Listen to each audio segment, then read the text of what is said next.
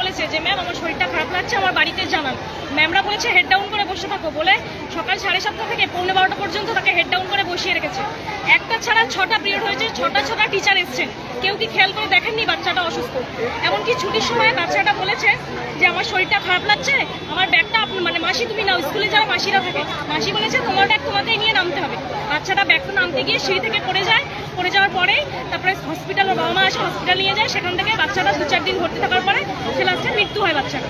তো আমার কাছে কথা হলো, একটা বাচ্চা যখন সকাল 7টা 7:30 থেকে আর বেলা 12টা পর্যন্ত হেড ডাউন করে বসিয়ে রেখেছে, 6খানা টিচার এসছে ক্লাসে, 6খানা টিচার কেন দেখলো না বাচ্চাটার কি হয়েছে?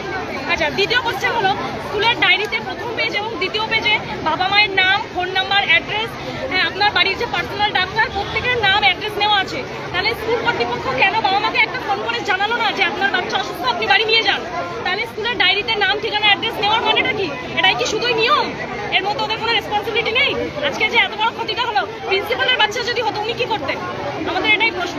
এখন আপনারা কি চাইছেন? আমরা এর বিচার চাই, এর যত সুষ্ঠু তদন্ত হোক, আমরা এটাই চাই। আচ্ছা, আজকে ওর সাথে হয়েছে, কালকে অন্য একজনের সাথে হতে পারে, যাতে এই জিনিসটা রিপিট না হয়, নেক্সট টাইম না হয়, আমরা এর সুষ্ঠু তদন্ত চাই। এর জন্য আপনারা আন্দোলন চালিয়ে যাবেন? একদম, আমরা 15 তারিখে স্কুল খুলবে, আমরা তো স্কুল খুলতে দেবো না, আমরা কেউ স্কুলের মাইনেও দেবো না। এই আমরা চালিয়ে যাবো এইভাবে যতক্ষণ আমরা ন্যায্য বিচার পাচ্ছি। আপনার নাম? আমার নাম সাজিদা মন্ডল। আর স্কুলের নামটা একটু বলুন। স্কুলের নাম মহর্ষি বিদ্যা মন্দির। ওকে, থ্যাংক ইউ।